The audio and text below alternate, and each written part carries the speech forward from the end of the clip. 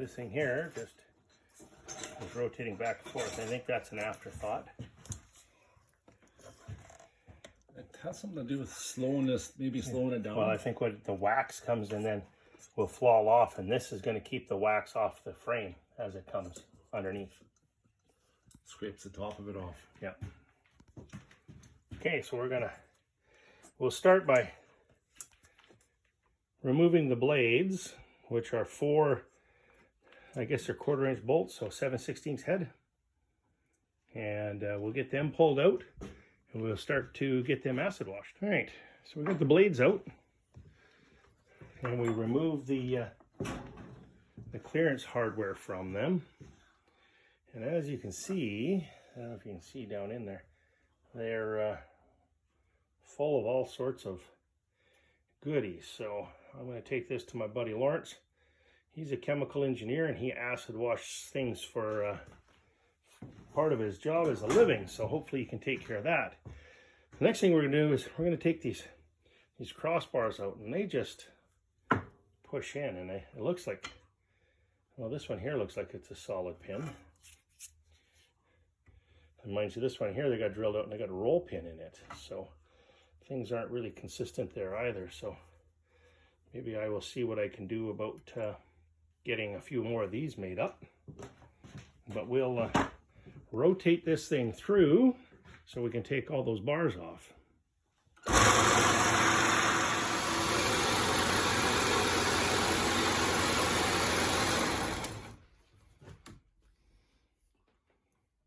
Watch yourself.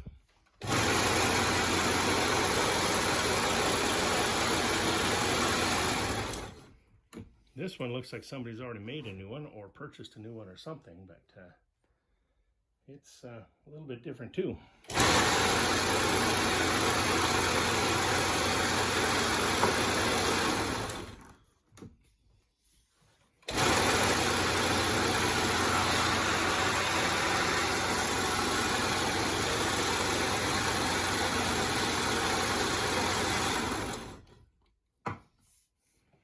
So that's got them all out of the way. I guess the next thing is we should probably remove these springs. I know they're way too loose. I checked with Brad's and this is actually quite tight so that bar lifts it. So we'll pull those springs out, and they're just in here, as you can see, with a, looks like a cotter pin to hold the spring in place, but we could probably just take the spring off here.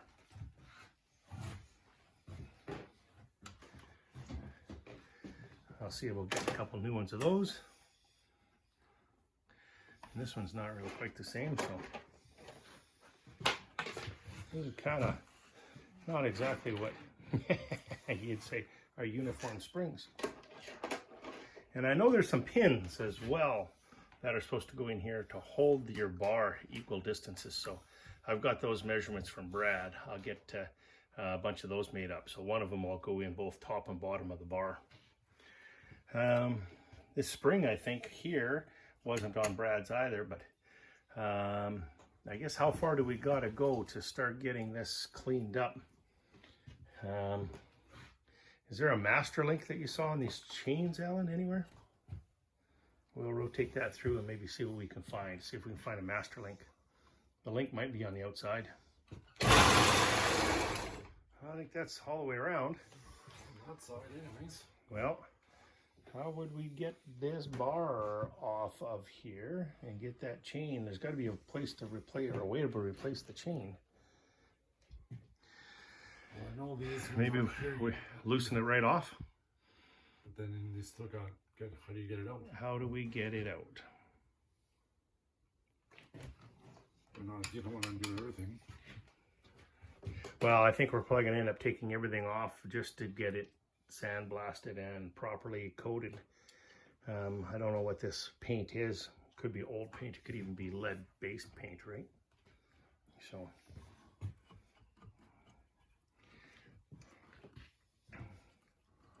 that's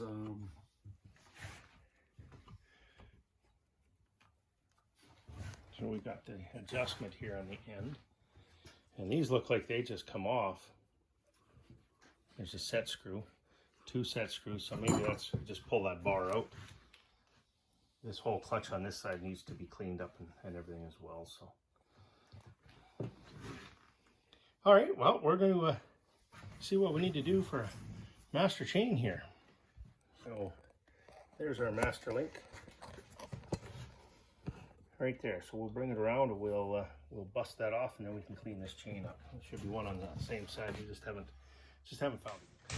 Okay, well, we're going to carry on with our extractor or our uncapper rebuild. So I've taken Cowen's advice, and I've got my chain soaking in some lacquer thinner. So he recommended getting the chains off, getting them soaked in lacquer thinner. It'll all flash off, and then depending as the state of my chains, and I think my chains are in fairly good shape. They just they're sticky because they weren't clean there last time, or maybe even the last 4 or 5 times. But then once we get them all cleaned with the lacquer thinner, that of course evaporates and flashes all off. And then he said soak them in vegetable oil, get rid of that vegetable oil, kind of flush them all out again, and then put them in some more vegetable oil just to make sure that we're good and clean. So I haven't been able to find the master link on this one yet. I'm not sure. Maybe it is possible that there is no master link, in which case I'll have to break this chain and get a master link. So anyways, where are we at now? So trying to get it stripped right down. So I am going to continue on pulling it apart, and as I pull it apart, I'm marking everything. So for example, our feed chain tensioner sprockets. So I'll make sure as I pull them off, putting them all into a bag, getting them all well marked, and that way I can get them cleaned up and I know exactly what I've got when I put everything back together. The other thing that I'm going to do is I'm going to replace all of this hardware. So I'm not sure, but everything here is like a slotted head screw. That may have been, I guess, what was available at the time. Anyways, I'm going to replace all of the hardware with all new, upgraded, brand spanking new hardware, and it'll most likely all be stainless steel hardware as well. So you have to be careful using stainless steel. Stainless steel, although it's great, it's food product, it's hard, but it'll gall really easy. So look that up. So basically, what ends up happening is if you don't have a little bit of lubricant or something like that on the stainless steel, because it's so hard and brittle, as you start to tighten those things up, the threads will change a little bit of pitch. They'll distort a little bit. That's what we call gall. So you have to be extremely careful using stainless steel hardware. So I'm going to get some YouTube going on the my Alexa behind here, and I'm going to continue to rip this down. See, where do we go next? Well, let's get this homemade stuff out of the way here.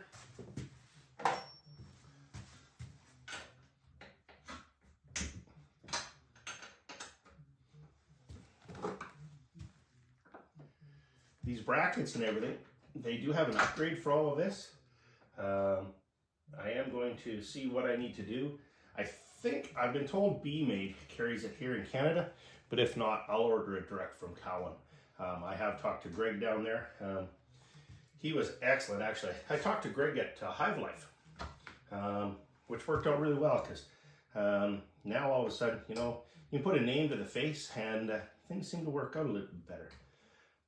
Yeah, what do I need to do here? Might not be able to take that one out quite yet. This one here can come out. Everything is just well painted, so looks like, and who knows, you don't know the history.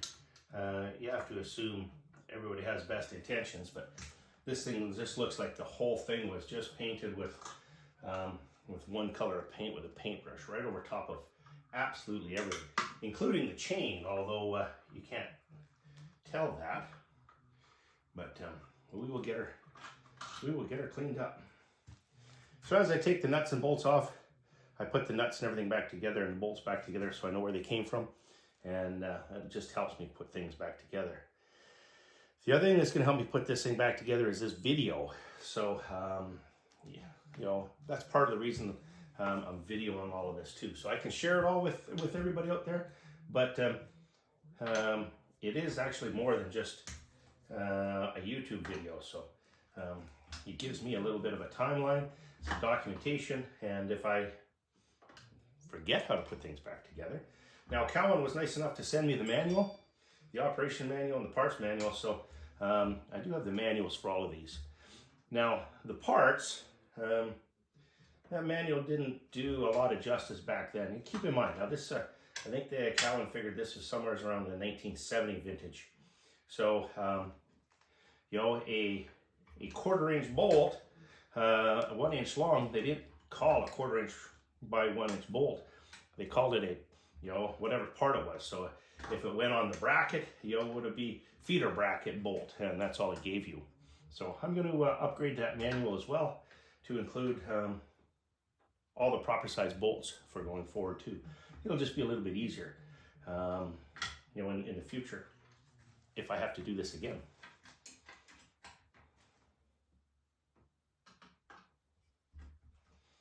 Of course, being as everything's painted, everything, nothing comes off easy. It's hard right to the very, very end. Oh, my shop is a disaster. I've got to get that cleaned up too, but all in due time. It seems like I'm behind the 8 ball just about all the time this year, but I guess that's just part and parcel. I think the only thing worse than a slotted head screw is a Phillips screw. That's one that looks like a star. I understand, you know, it was a machining thing in World War II that got those out there, but good gracious, you know, there's so much better things out there today. So this is probably old propolis, honey, who knows what else is in there, but that's what's in underneath all this. So part of the reason I'm doing this is a piece of food equipment, and I want to make sure that it's well looked after. I want to make sure it works, but I don't want to make anybody sick either. So, oh, that one's sick. Everything's stuck. Have you look at? We got a bit of work.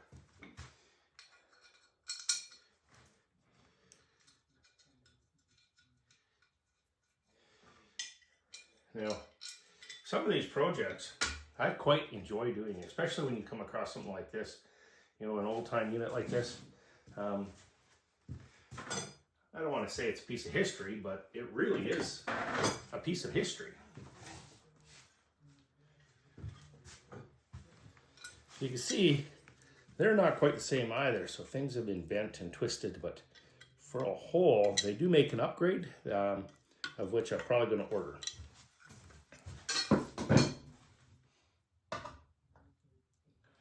Okay, I guess I'm going to have to get these pieces out of the way.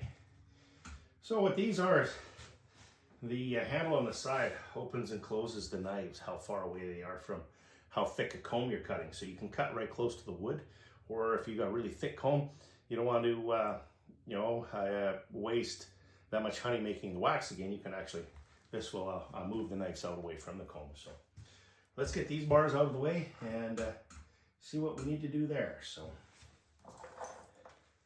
Now the trick with a lot of these, and you can see somebody's hit these with a hammer prior to, so they've mushroomed out. So it's going to make it a little bit interesting to try and get them out. Where is my file? What I did last time is I'll show you what I had to do. I really got to clean my shop.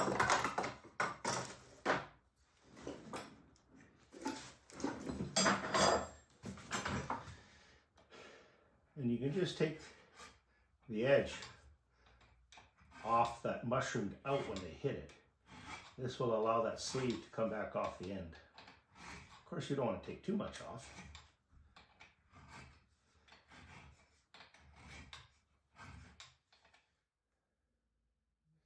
Look at the junk in there. One of the guides. So you can see here, somebody tried to make a guide. I'll have to get a new piece here because that's a bit of a mess. probably the factory one and one that somebody made. So we got a few parts we'll have to order.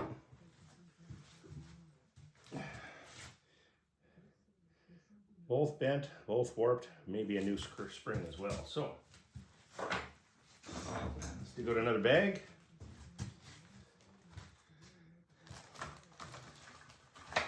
And our felt pen, and we're going to mark this. So this is going to be knife guides.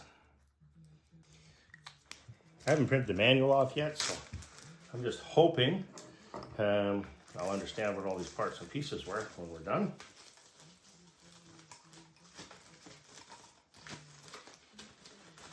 And we'll get that spring in there too.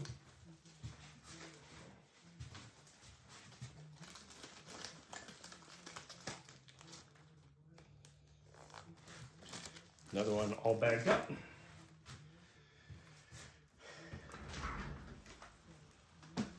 Oh, Alan's showing up with coffee and parts. What do you got there, sprinkler heads? Okay, and we got the handle off. You can see how when you turn the handle, it increases and decreases the guides. So, one more thing out of there. Can I get this out yet?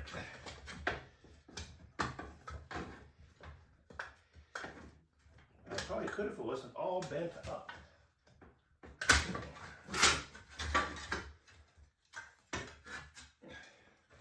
So these, I'm pretty sure, are homemade pieces. You know, we've got guides and rods, and we're not sure what half of this stuff is. Have to decide whether this is better than the original or not.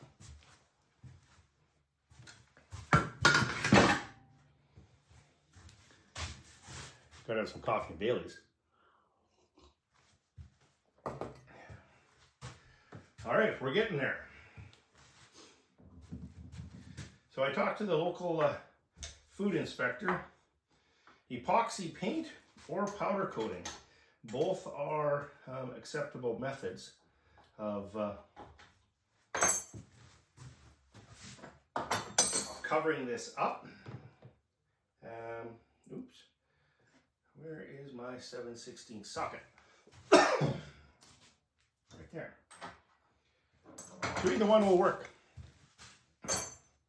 I'm just going to have to get it stripped down, cleaned, so that I can get on to do either one of them.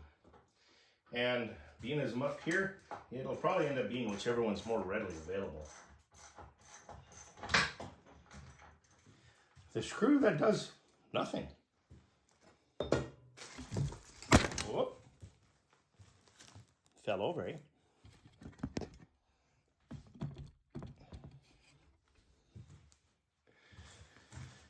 Okay, no more coffee and Bailey's for the viewers.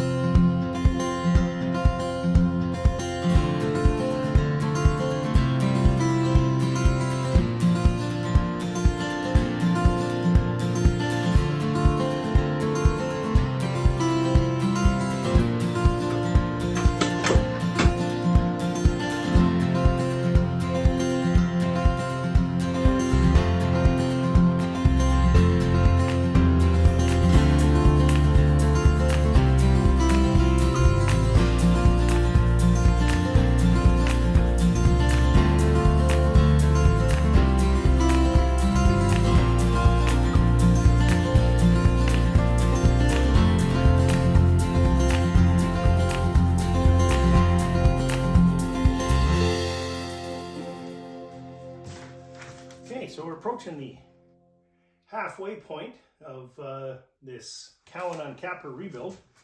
As you can see, I have completely, totally dismantled it.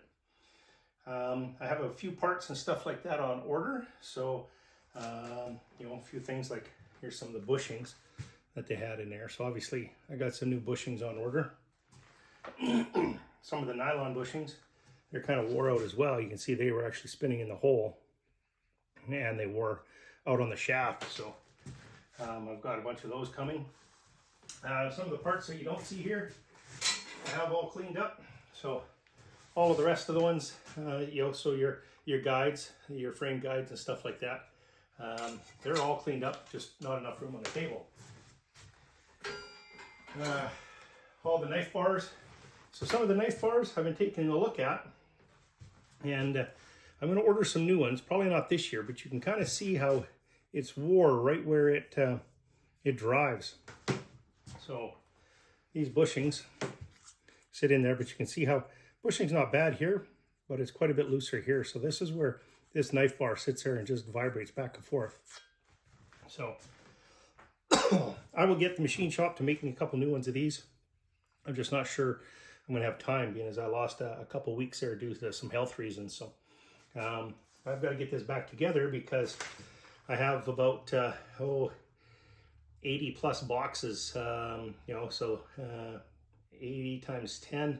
So that's 800 frames that I need to get spun out here right away. So doesn't sound like a lot for some of the bigger guys out there, but that's the most I've ever had at one time. So I need to get this baby back together. So what did I do to clean it? So basically, as we went through and I did some testing, the unfortunate part is the individual that painted this up to sell it last time, and that wasn't the individual I bought it off of. He just took a paintbrush and he painted everything. And the unfortunate part is he obviously used some paint that he had just sitting around in his garage, because when we tested the paint came back positive for lead. So that was some really old paint. So obviously I had to get rid of all of that. I don't want anything like that anywhere as close to a food product. So these have all been pressure washed, and then wire wheeled, steam, well actually pressure washed, and then paint remover, and then wire wheeled, and then pressure washed a second time, and then all rinsed down with some stuff to clean it there just before paint. All of these parts and pieces, I actually used this. It's called Simple Green HD Pro, and it's purple in color. I think you can kind of see the color there. But I was talking to one of the individuals down at Cowen, and he was saying to use, it wasn't this product, it was, let me get this straight here, because I don't want to misquote anybody. It was, yeah, where is it? He suggested using Super Clean Purple. So up here in Canada, you can buy that at Canadian Tire. I couldn't remember what the name of it was. Super Clean, Simple Green. I got a little bit mixed up. But anyways, what I did is I picked up some of this stuff, and it says, you know, this would make up 56 liters. So 4 liters to 56 liters. So basically it was a concentrate. I just dumped it in a ice cream pail and then dropped the parts in. And these parts, this is how clean they came. The propolis is gone. The wax is gone. The honey is gone. This chain wouldn't move. I just dropped that in the pail. So obviously I got a bit of work to clean this up, and then this is gonna have to get dropped into a bunch of vegetable oil to get redone. But it worked really, really well. And the part that amazed me is I've been looking for something for a long time that would help clean up wax and propolis. And I think just by dumb luck, I came across something that works really, really well. And anyway, so we got all this cleaned up. Now what we're going to do is we're going to take an inventory of everything and anything that I missed the first time around. I think I'm going to replace some of these collars.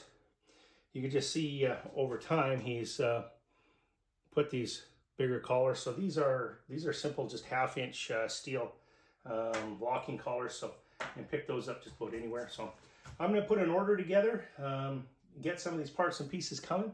But in the meantime, I'm going to get all this packed back up. I'm going to dig out the parts manual now, and I'm going to go back into my video to see how to start putting this thing back together.